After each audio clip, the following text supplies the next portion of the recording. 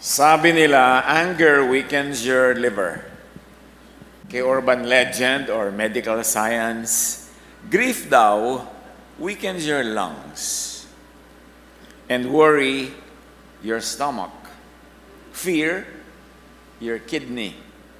And stress, your heart and brain, and so on and so forth. Jesusness is freedom. To be in Jesus is to be free from many negative things. Be free from negative emotions. Nagdadala yan ng sakit. Nagpapalala ng sakit. Salamat, Panginoon, dahil kayo aming manggagamot, kayo aming tagapagpagaling. At ngayon, Ama, our God Most High, we ask you to reveal greater truths on practical terms, on our day-to-day level, maunawa namin ang mas mga practical na kahulugan ng naging magmalaya sa Panginoon. Na kami, Panginoon, ay magkaroon ng maximum na kasiyahan sa buhay dahil sumusunod kami sa iyong mga patakaran. Guide us, teach us. In the name of your Son, Jesus, we pray. Be free from negative emotions. Gaano sa atin karami yung sa atin ng mga talagang may mga dala-dala mga negative feelings. Na sumisikip ang dibdib mo, sumasakit ang iyong tiyan, nahihirapan kang huminga, tumataas ang blood pressure. As much as possible, because we are free in the Lord, be free from anger. Napakalaking amo yung galit. If you're constantly ill-tempered or anxious, you're said to have an angry liver. A study compares a clogged liver to when a trash collectors collectively go on strike. Waste builds up, it becomes a breeding ground for illness, and your body basically becomes a toxic waste dump. Pagka laging nagagalit at pag laging stressed. Proverbs 29:22, ang taong magagalitin ay laging napapasok sa gulo, or can we extend it to napapasok sa sakit? Ang mga magagalitin, mas matagal gumaling. Pag may sakit, mas madaling magkasakit, mas madaling humina ang katawan. Ano yan? Proven yan clinically. Maraming mga tests sa mga hospitals na yung mga mas cheerful, mas magaan ang pakiramdam, mabilis mag-respond sa medication at sa therapy. Psalm 37:8, refrain from anger and turn from wrath, and do not fret. It only leads to evil, or it only leads to a lot of neganess. Ang daling magalit, lalo kung may kapangyarihan. Lalo kung ikaw yung amo, ikaw yung breadwinner, lalo kung ikaw yung nagbibigay, ang dali-dali magalit. At saka parang may excuse ka at may lisensya ka magalit. Kung isa nga, ikaw na nga yung binibigyan, ikaw pa yung galit. Can you imagine yung nagiging license nung siyang nagpo-provide? Kaya, mas marami sa nagpo-provide na uunang masawi kesa sa mga pinoprovidean. Ingatan natin ang ating kalusugan. At marami yan nanggagaling sa ating damdamin, sa ating attitude. Ecclesiastes 7:9, do not be quickly provoked in your spirit, for anger resides in the lap of fools. Kalong-kalong daw na mga hangal ang galit. So kung matalino ka, papalayasin mo yan sa iyong kandungan, hindi mo siya aalagaan, hindi mo siya arugain, huwag kang magagalitin. And don't take pride in being easily angered. Kasi nga iba parang license eh. Kaya ko, I can. Therefore, magagalit ako. But it's bad for you.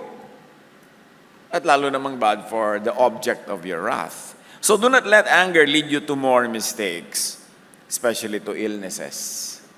Ephesians 4:26, in your anger, do not sin. Hindi ka naman pinagbabawalan magalit kasi may mga bagay naman talaga nakakagalit.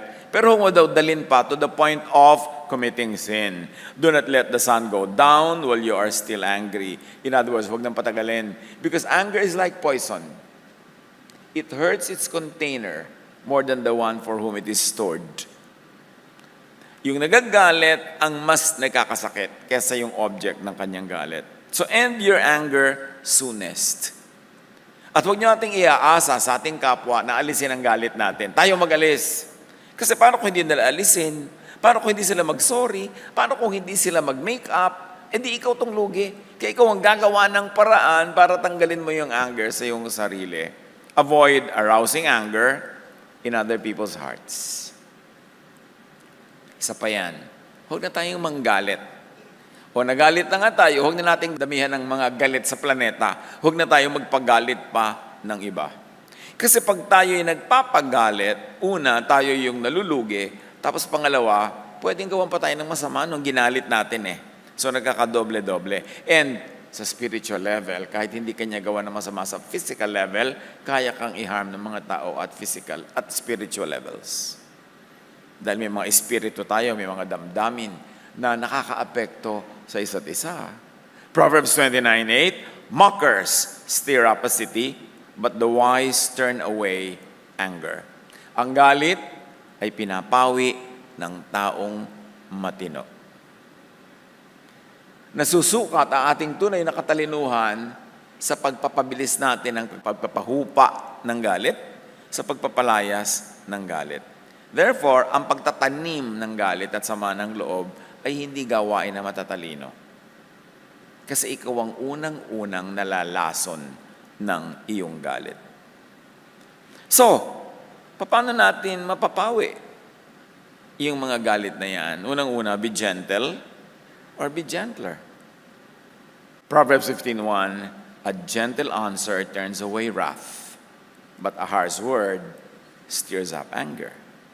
So pag may galit na sa atin mga kapatid, huwag na nating sagutin ng pabalang-balang, huwag na nating lalo pang galitin kasi magiging parang tennis. Sineserve sa atin yung bola, isaserve natin yung pabalik-balik, parang volleyball, pabalik-balik yung bola. So pag dumating sa yung bola ng anger niya, hayaan mo na, huwag mo na ibalik. Eh di tapos. Hindi yun kahinaan. That is strength. So soothe angers. Yung anger na yan, yours and theirs. Dalawa ang ating ministry, mga kapatid. Pahupain natin ang galit nila at galit natin. Para matapos. Proverbs 12:18, the words of the reckless pierce like swords, but the tongue of the wise brings healing. Yung pag may nag-aaway, pag sumali ka sa usapan, biglang lumalamig sila, hindi lalong umiinit. Pag may nagagalit sa'yo, pag sagot mo, biglang parang binusan ng tubig yung apoy nila, hindi parang binusan ng gasolina at lalong naglagablab. So doon tayo kailangan ng self-control. Galit na nga siya, galit na galit sa'yo, magsasabi ka pa, mas lalong magpapasidihin ang kanyang galit. Saan ka pupunta? So be wise. And the negative energy, huwag nang suklian. Proverbs 16:24, gracious words are like honeycomb, sweet to the soul and healing to the bones. Marami mga tao, daig pa mga doktor magpagaling ng kapwa sa pamamagitan lang ng malumanay, masarap, matamis at magandang salita. Na totoo, hindi bola, yung totoo. Napakagandang spiritual gift. Yung pagbumuka ang iyong bibig ay nakakapagpalamig ka ng ulo ng kapwa. Meron naman gifted by hell. Pagbuka ng bibig, talagang patay yung mga hindi galit, magagalit na rin. Dapat tingnan natin, mga anak tayo ng Diyos, tayo sumisilong at sumusukob sa lilim ni Jesus. Dapat pag bumubuka tayo ng bibig at nagsasalita, blessing ang lalabas. Peace, friendliness, hindi lalong gulo. So, marami tayong dapat ng mga freedom na ma-enjoy. At nire-review natin lahat ng mga yan. Kasi sa tinagal-tagal na natin na nagba-Bible study, umakit ng mga worship services, basa ng Biblia, free na ba tayo sa mga ito? Kasi dapat ito ang bunga ng Church, ng Kaba-Bible, be free from grief. Yung paninimdim, sobrang lungkot, halos pagluluksa. Mga kapatid, hindi naman natin minamaliit o binabaliwala na may mga mahal tayo sa buhay na sa kabilang buhay. Pero ano naman ang bago doon? Hindi ba lahat naman ng ating mga kalololohan ay sumakabilang buhay? Lahat ng mga matatanda, kami sa nga bata pa, wala namang edad yan, sumasakabilang buhay. Bakit pag dumarating sa ating mga buhay, yung mga ganito, para tayong nagugulat pa at nasusurprise? Hindi nakakagulat. Part yan ng life. Physical death is your portal, is your doorway to eternal life. So, dapat handa yung loob natin. I think we cannot be really, truly 100% prepared to the point na binaliwala na lang, ay, namatay ang mami ko ngayon. Okay? Hindi naman ganun. Pero dapat hindi tayo sobrang naninimdim na parang bago yan sa buhay. Lahat naman, kaya mga presidente, mga emperor, mga pharaoh, sa kayamanan, sa kapangyarihan, mga religious leaders, lahat naman sa kabilang buhay. So dapat, handa tayo. Ihanda as much as possible para hindi tayo ma-paralyze emotionally when that happens. Because grief can increase blood pressure and the risk of blood clots. Intense grief can alter the heart muscle so much that it causes the broken heart syndrome, so-called, a form of heart disease with the same symptoms as a heart attack. Nakakaganon ang sobrang nalulungkot. Psychological factors such as anxiety and depression are prevalent in patients with asthma. There's a strong association between respiratory symptoms and psychological status. I'm putting in the references para pagka gusto nyo pang maghukay ng more researches. Pero mga may asthma dyan, yung mga lagi na lang napapagod, huminga o may mga respiratory diseases, baka suri-suriin yung mga kapatid, baka lungkot lang yan. Baka hindi maibulalas na damdamin. Mga sinisikil at hindi maipahayag na mga pagsisisi at panghihinayang. Nagiging asthma. Hindi naman lahat na may asthma, ganun. Pero sinasabi na sa atin ng siyensya. The social and medical sciences are already telling us, not to mention the scriptures. Kaya magsumuri tayo. Marami tayong karamdaman galing sa damdamin, galing sa puso at isip, hindi dahil sa galing sa katawan. Psalm 31:9, Be merciful to me, O Lord, for I am in distress. My eyes grow weak with sorrow, and my soul and body grow weak with grief. So my soul, my body. Tatandaan natin, tayo ay body, mind, spirit. Tayo ay katawan at spirito at damdamin. Magkakakonekta yun. Na best way ng pag-aalaga ng ating physical body is pag-aalaga ng ating emosyon. So, tiyakin natin na katulad ng mga grave griefs, mag-process tayo correctly. And then, move on. Hindi tayo pwedeng mabuhay sa lungkot forever. Lalong-lalo yung pagka tayo ay nangungulila o naulila ng mga mahal natin sa buhay, mahalin nyo lang todo-todo bago sumakabilang buhay. Para pag sumakabilang buhay, kalahati na ng lungkot nyo, bura na. Kasi alam nyo namang ginawa nyo yung best eh. Alam nyo namang minahal nyo. Konti na lang matitirang lungkot. Ang mahirap kasing lungkot, yung may kahalong pagsisisi. Yung may regret. So, bawasan natin yon, i-preempt natin yon, let's love na. Para pag dumating yung panahon, hindi masyadong nakakagimbal. Nehemiah 2:2. So the king asked me, Why does your face look so sad? While you are not ill. This can be nothing but sadness of heart. Sabi, bakit ganyan na itsura mo? Wala ka na makaramdaman. Sabi niya, lungkot yan. Kaya ka ganyan. Kaya kitang-kita sa ating muka yung lungkot. Hindi kayang takpan. So ang mabuti pa, imbes solvin mo yung itsura mo from the outside, solvin mo yan from the inside. Dahil pag payapa ang puso, tahimik ang puso, makikita sa skin pores. Huwag nyo nang titigan yung skin pore ng katabi nyo. Sabi natin, kailangan nakikita, it emanates from within. Psalm 13 verse 2, How long must I wrestle with my thoughts? And day after day have sorrow in my heart. How long will my enemy triumph over me? Or let's say, how long will my enemy affect my emotion? Pagka galit tayo, o kaya nalungkot tayo dahil sa ibang tao, edi galing sa kanila yung ating karamdaman. So kaya natin yung pigilan. Sabi niya, Hanggang kailan ako makikipagbuno at makikipagbabag sa mga sarili kong iniisip, sa sarili kong mga inaalala at pinoproblema. Dahil ang talagang number one nating kalaban sa paghahanap ng kapayapaan, ng katahimikan, ng kasiyahan, ay ang ating mga sariling isip. Ang number one na nagpapahirap sa buhay natin ay ang ating isipan, iniisip, pinag-iisipan.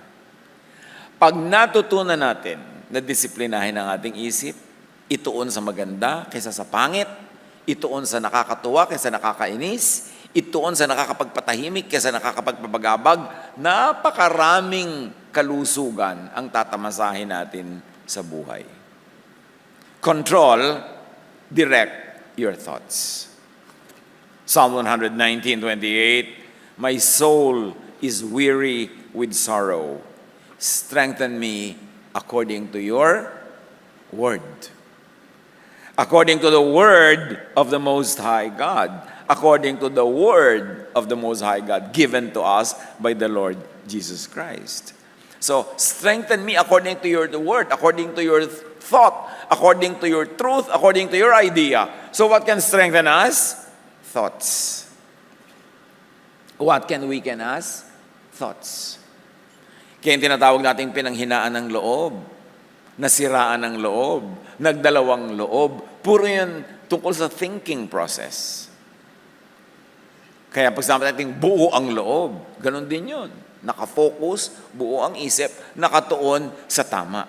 So protect your heart from containing sorrow. Piliin ang mga iisipin. Piliin ang pag-uusapan. Piliin nyo, kung kayo mahilig sa social media, ang ifa-follow. Piliin nyo ang babasahing comment. Kasi 99% ng mga comments sa social media, magpapalungkot, magpapagalit, magpapainis sa inyo. So bakit nyo gagawin sa sarili nyo yun? Ba't kayo magbabasa ng comment ng kung sino-sino, nang ibig sabihin, pinapapasok nyo sa loob ng utak nyo yung thoughts nila. Yung utak nyo parang bahay nyo yan. Kasi sino papapasukin nyo? Magkakalat, magdudumi, magbabasag, maninira. Ganon pag nagbabasa tayo ng post ng iba. Ganon pagka nagbabasa tayo ng sari-saring comment. Ganon pag nakikinig tayo sa sari-saring bulong-bulong, chismis-chismis, dala-dala ng mga tao. Bakit nyo bahayaan na pamugaran ng neganes ang inyong utak? Kahit pa sandali, binasa ko lang naman, pero hindi naapektuhan ka rin nun. Piliin. At sabi nga, comfort me, strengthen me according to your word. Therefore, a word here as balm, as medicine. Kasi ang salita, kung lason, gamot din.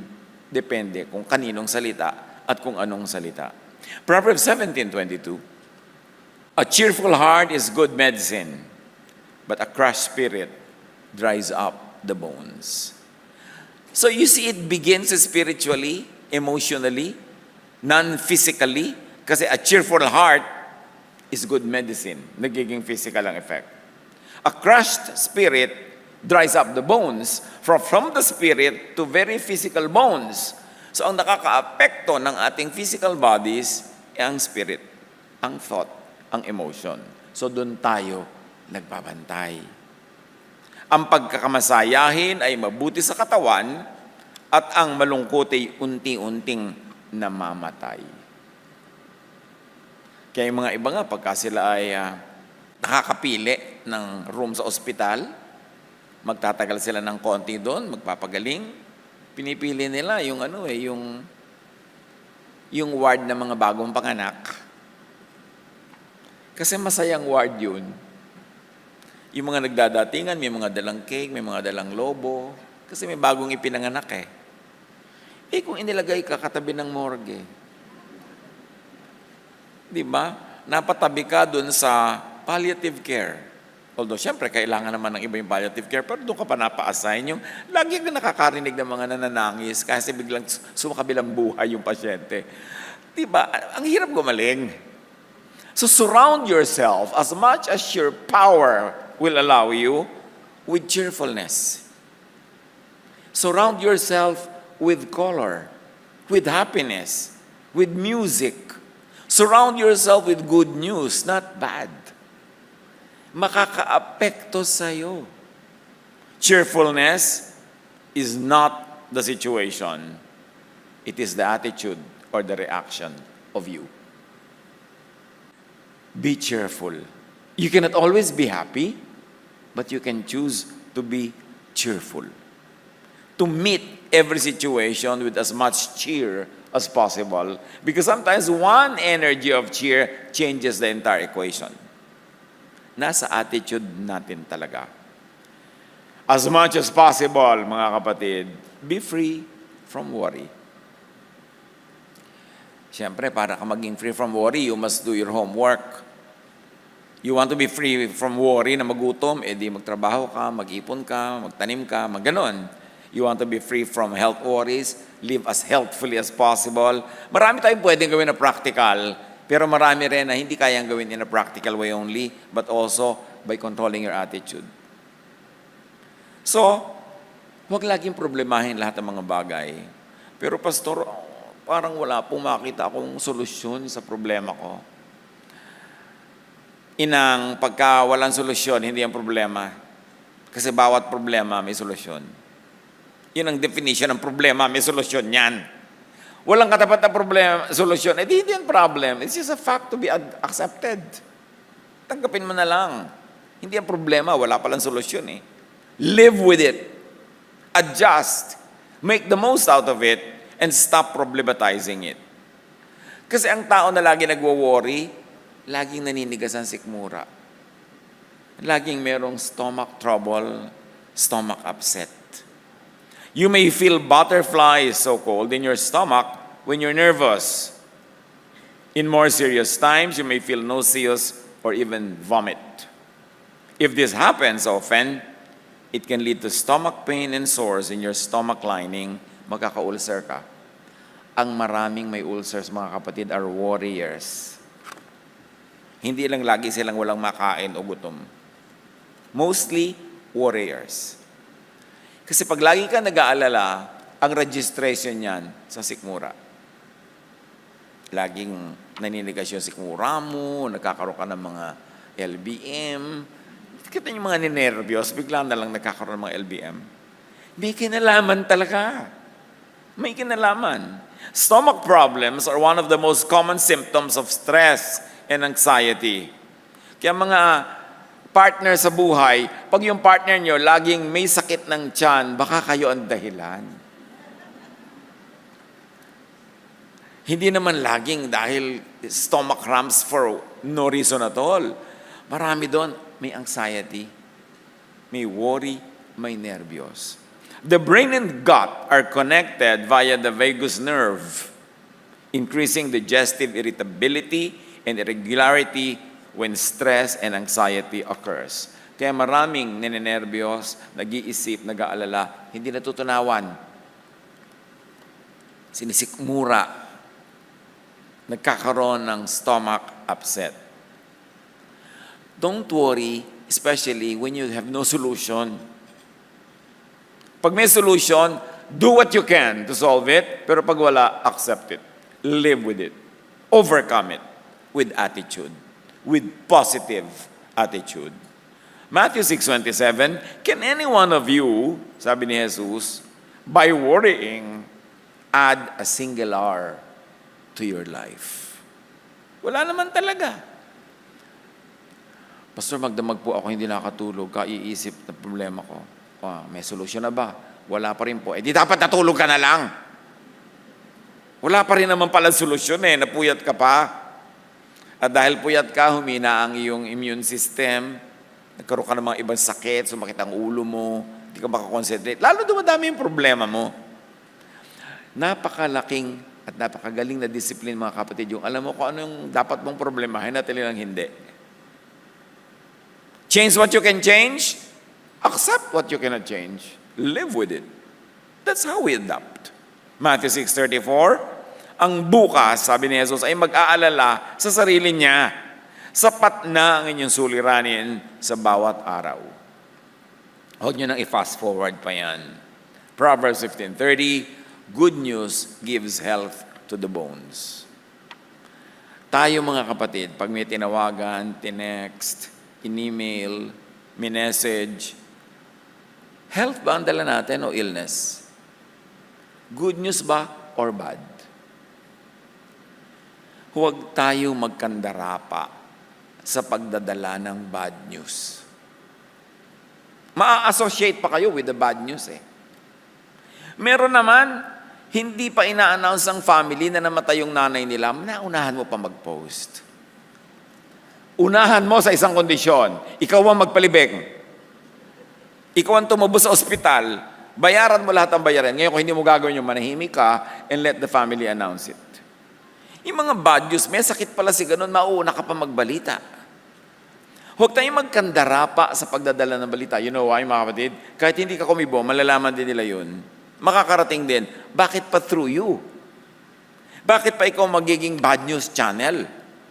Manahimik ka na lang because good news gives health to the bones. The opposite is true. Bad news brings illness to the bones. Why be an agent of illness? So look for and focus on the good, the positive news. Marami namang magandang pwedeng ibalita eh. Kung yun ang laman ng ating isip. Pero kung puro negative, kasi ganun takbo ng isip natin. Ang natatanggap ng antena ng utak natin yung negative kasi doon tayo nakatune in. That's why be changed by the renewing of your mind. Out of the abundance of the heart, the mouth speaks. So ganun din yun. Out of the abundance of the heart, you make posts, you make comments. Kaya ang binabantayan, ang tunay na warfare is in the heart, in the mind. Dahil doon tayo nananalo o doon tayo natatalo. O doon tayo nagpapatalo. Give and share good and positive news. It's a Jesusness ministry. Gumising na ba tayo isang umaga na sinasabi natin, ano kayang good news ang maipadala ko sa nanay ko? Nanay, nag-Gcash na po ako. Wow, good news. Di ba? O hindi, ano kayang bad news ang maipadala ko sa mga kamag-anak ko? Madaingan, mautangan, mahiraman. Disiplinahin ang isip. As much as possible, be free from fear. Be free from fear. What do you fear? What is the worst that can happen to anyone? Di ba, sa tingin ng 99.99% of the people, the worst is for you to die. But when you can say to die is gain, and really mean it, pag naiintindihan natin ang ibig sabihin na itong buhay natin sa mundo ay bahagi lang, isang chapter lang ng tunay na eternal life natin, what's so bad about dying? It's not good, especially kung madidisconnect ka to the life that you know and to the only life that you know so far. Pero dapat meron tayong nakikitang hope, meron tayong nakikitang beauty even in passing. At if that is not really so bad, what can be so bad? Naku, pastor, natutunaw na po lahat ang yelo sa North Pole. Pumunta ka, pigilin mo. Paano ko naman po gagawin niya? Yung pala, di mong problemahin. Yun naman planeta talaga, all throughout its history, narong magyelo, narong matunaw, magyelo, matunaw, uminit, lumamig. Kaya lang noon, wala tayo to know it. Ngayon, nandito tayo, so mag-adapt tayo, mag-adjust. Because life is always correcting itself. Sabi nga ng Jurassic Park, life finds a way. Nagbabalance. Kailangan i-balance ng mundo ang buhay kasi ini-imbalance natin eh. So, when the earth is balancing itself, have faith. Because Jesus is the one, the Son of God, the Son of the Most High. He holds everything in His hands. Hawak ng kataas-taasan ang lahat ng nilikha. So, chill ka lang. Mag-adjust ka sa level na kaya mo at yung hindi mo kaya, ipasa Diyos. Para hindi ka laging natatakot. Mula po nung nagsimula ako magbuklat ng Biblia many decades ago, lagi na lang iniisip ng mga tao, end of the world na yata today. Pag lagi mong iniisip yan, kahit hindi mag-end ang planet, yung world mo nag-e-end. Ikaw ang lumilikha ng end time scenario in your mind. At ikaw ang nagpapa tense sa iyong sikmura, nagpapataas ng iyong BP, at nagbibigay ng fear sa iyong buhay. Ano naman ang magagawa mo? Wala naman eh. So, move in your area where you can make a difference, where you can really do something, at ipasa Diyos ang lahat. Yun ang tinatawag natin na faith. Hindi faith na parang careless abandon of intelligence, kundi yung hindi mo kaya, ipasa Diyos mo. Yung kaya mo, di kayanin mo. Fear, anger, sadness, and guilt clearly featured in the person's experience of advanced liver disease according to an experiment. Kaya sa Jesusness, 1 John 4:18, napakalinaw, there is no fear in love. That's why God is love. That's why the teaching of Jesus is love. And the only command left by Jesus is to love, because there is no fear in love. When you believe in the love of God, that the love of God is gracious enough to save you, to bring you to eternity, there will be no fear, even of death. Kaya pag love ang naka-emphasize, walang fear. Kasi ang pinanghahawakan mo yung pag-ibig, yung grasya ng Diyos. Pag nanghawa ka sa legalistic religiosity, pag nanghawa ka sa law, there's always fear. Because you always break the law, you're always not able to obey all the law all the time. Therefore, matatakot ka sa punishment, therefore you will live in fear. Kaya napakalaking kontra yung grace and love. Kaya napakahalaga sa niya, there is no fear in love. Manghawak tayo sa pag-ibig ng Diyos, hindi sa ating performance. But perfect love drives out fear, because fear has to do with punishment. The one who fears is not made perfect in love. Ito self-examination, mga kapatid. Pag puro pa tayo fear, lalo fear of death, fear of the afterlife, reviewin natin kung naintindihan na talaga natin yung love of God. Kasi daw, fear has to do with punishment, and the one who fears is not made perfect in love. Ang bunga dapat ng tunay na pagkaunawa ng pag-ibig ng Diyos is kapanatagan, kapayapaan, katahimikan ng loob. Walang pag-aatubiling pagtanggap sa kalooban ng may likha, na tayo ay nasa kanyang kamay. At alam nating mahal niya tayo, therefore confident ka. Kaya nga dapat talaga love. Love ang pairalin. Love ang paghariin. Love ang tanggapin. Love ang ibigay. Huwag matakot. Huwag manakot. Pagka nananakot, hindi love ang teaching nun, fear. Seek love. Seek Jesus. Seek Jesusness. Huwag Pharisiness. Kasi yung Pharisiness is about law, about your shortcoming, about punishment, therefore about fear. Pag nananakot, Pharisiness yun, hindi yun Jesusness. Kasi sa Jesusness, you will be assured. Hindi ka kukonsintihin, itutulak gumawa ng mali, kundi tutulungan ka na maging better and better every day, pero itinuturo lagi sa iyo, ano man ang pagkukulang mo ay pupunan ni Jesus. Pero hindi excuse yun para hindi ka na magpuno at hindi ka na mag-improve. Pero at the end of the day, may kulang ka, charge it to love. Yun ang ibig sabihin, there's no fear in love. Naniniwala ka kasi. Naninindigan at umaasa doon. So give love, give Jesus, give Jesusness. Wag Pharisiness. Anong binibigay natin sa kapwa natin? Jesusness or Pharisiness? Non-fear o fear? Peace or trouble? Again, it's a mental battle. Dapat clear sa atin kung saan tayo nakatayo, the part of our brain. Nandun ba sa mananakot o doon sa magbibigay ng kapayapaan? Proverbs 3:24, when you lie down, you will not be afraid. When you lie down, your sleep will be sweet if you truly understand the love of God. Luke 8:50, hearing this, Jesus said to Jairus, don't be afraid. Just believe, and she will be healed. Ano ang kontra ng healing? Fear. Ano ang nagbibigay ng healing and peace? Belief. Faith. Faith in what? Faith in the love of God. Naniniwala ka doon? Pag naniniwala ka, natatanggal yung mga bara na bumabara kahit sa yung mga ugat, dadaloy ang dugo, dadaloy ang pagpapala, dadaloy ang kalusugan. Kasi ang number one na hadlang dyan is lack of faith. Fear.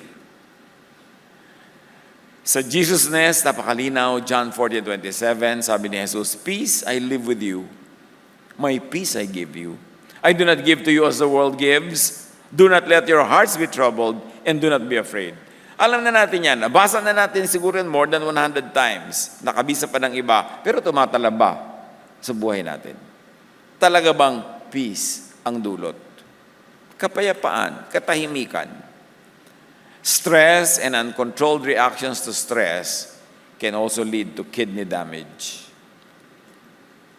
Ang daming sakit galing sa damdamin. Galing sa negative feelings. At kung galing yan sa mga negative feelings, therefore, kayang pagalingin ng positive feelings. Kayang pagalingin ng kapayapaan, ng katahimikan, ng pag-ibig. So, as much as possible, be free from stress. Piliin kung anong pag-i-stressan or not. Tulad ng magkapatid na Mary at Martha, hindi masama ang ginawa ni Martha. Gusto niya maghanda sa kusina, gusto niya magpakain ng mga bisita, gusto niya maging very hospitable. Pero sabi ni Jesus, "Mary, many things are not needful." In this instance, at this moment, ang mas mahalaga yung pinili ni Mary, na nahimik, umupo dyan, nag-aral. Because I will not always be here to teach. So makinig kayo, yun ang mahalaga. Hayaan mo na yung kusina. We can get by without a perfect lunch. We can get by without a perfect accommodation. But the best for you to get by is to hear my teaching. So, piliin natin kung anong pagpapaguran. Nung araw, nung nagsisimula tayo ng mga church work, napakalaking problema pag wala kang gitarista, pag wala kang tumatambol-tambol dyan, pagka wala kang tutugtog, parang ang laki-laking problema. Agaw-agawan ng mga churches nung araw, ewan ko lang kung ngayon ay totoo pa rin, agawan sa mga musician, agawan sa mga singer. Kasi parang they measure the success of an event or a worship event kung gaano kaganda yung kantahan, kung gaano kasigla, ganyan. Pero ginawa nating policy nung araw pa, o walang mga musician, o di mag-1 tayo. Walang -1, sabayan natin yung kaset. Kaset pa kasi nun eh. O walang kaset, edi a cappella. Malat po kami, edi walang kantahan. Hindi naman kailangan lagi lahat yan na nandyan para tayo makipagtagpo sa Diyos. Para tayo makipagdiig sa Diyos. Hindi kailangan perfect yung event. Hindi kailangan perfect lahat. Ngayon kung mapapaganda natin, edi maganda. Pero kung hindi, edi tiyaga tayo. Relax. Maraming level ang spirituality. Hindi kailangan lagi na through technical excellence. Although, maganda na may technical excellence para hindi tayo naabala, hindi gumagaral-gal ang sound system, hindi kikidlat-kidlat yung ilaw. Pero kung talagang ganun, edi adjust tayo. Kasi ano ba talagang tunay na mahalaga? To share the words of God. To share the words of Jesus. I mean, pwede naman gawin yun kahit walang fanfare, kahit walang drama. Ang mahalaga, you know what is truly important. Mga kapatid, sa inyo pong buhay, sa edad nyo ngayon, na-define nyo na ba, what is truly important to you? What is truly important in your life? Na kailangan talaga nandun. At yung mga iba, pwedeng wala na. Kung nandun, salamat, bonus. Pero yung iba, pwede namang wala. Huwag tayo magpagod sobra. Yung sabi ni Jesus kay Mary, kay Martha, Martha, many things are not needful. Ano ang hindi naman talaga needful? Nakandara pa tayo, pinagpapakamatayan natin gawin, hindi naman pala needful. Pagka na-identify na natin yon, ang laking relaxation ang mangyayari sa buhay natin. Maraming hindi naman talaga kailangan. So be free from stress. Especially from needless stress. Mental health can positively or negatively impact your physical health and risk factors for heart disease and stroke. Stress may contribute to poor health behaviors linked to increased risk for heart disease and stroke. In fact, studies suggest that the high levels of cortisol from long-term stress can increase blood cholesterol, triglycerides, blood sugar, and blood pressure, common risk factors for heart disease. So stress. Tapos kung ang pinag-i-stressa natin, hindi naman needful, nagka-heart attack ka na tuloy, kailangan talaga marunong pumili. Many things are not needful. Marami mga bagay na hindi kailangan ipangutang. Marami mga bagay na hindi kailangan gastahan. Maraming bagay na hindi kailangan bilhin. Piliin para hindi tayo ma-stress. Proverbs 14:30, a heart of peace gives life to the body, but envy rots the bones. Napakalaking health risk ang mainggit. Maraming mga sakit ang inggitera. So mag-isip-isip tayo, bakit nga kaya? Dahil kaya inggitera ako, inggitero. Bakit ako nagkakaroon ng ganitong mga sakit sa buhay? Sinasabi na sa atin ng Scripture. Napakalinaw na yan. Huwag tayo makipagtalo. Both Scripture and science. Sinasabi sa atin, makinig tayo. Psalm 31:10, my life is consumed by anguish, and my years by groaning. My strength fails because of my affliction, and my bones grow weary. Kalaban natin ang lahat ng neganess. Isaiah 32:17, the fruit of the righteousness will be peace. Its effect will be quietness. So ang true righteousness, true godliness leads to peace. Kaya it's much more peaceful na magpatawad kaysa patuloy makipaggera. To walk away from stressors, not to stay there and fight. To walk away from those that give you stress. Walk away. Learn that art of Dedma. May nadinig kang pangit, nakakagalit, walk away. Ignore it. Your value does not depend on what people say. It depends on what you think of yourself.